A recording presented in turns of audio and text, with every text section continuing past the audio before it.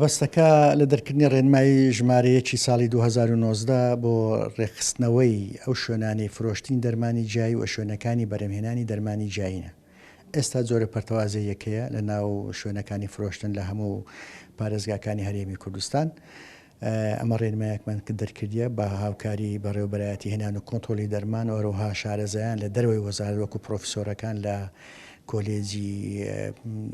کۆلێجی دەرمانسازی کە پسپۆری جیاین، هەروها لە کۆلێجی زانست و هەروە کۆلێجی کشتتوکاڵ.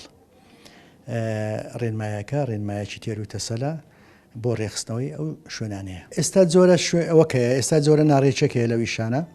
ئەو دەرمانە کە دێنە کوردستان بە شێوێکی ناڕێک دێنە کوردستان، لەمە دوا دەبێت ئەو دەرمانە کۆنتترۆل بکرێن لە ڕێگەی KMCO بێنە کوردستان، وەروها ئەو شوێنانە مۆڵەت وەرەگەن لە وەزارەتی تەندروستی لە بەڕێوەبەرایەتی گشتی کاروباری تەندروستی.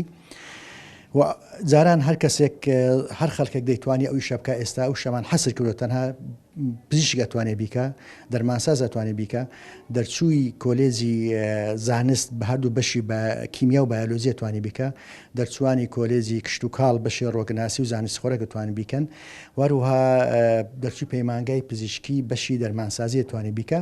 و ئەو کەسانی کە شەهادەیان لە دەرەوە هێناوە بەڵام لێرە هاوتاو کراوە کە ئەو بەرنامانەی تایە کە بۆ ئەوە دەشێ، ینی لە خوێندنەکان ئەوان خوێندووە بۆ بتوانن کە شوێنێکی وا بکەنەوە.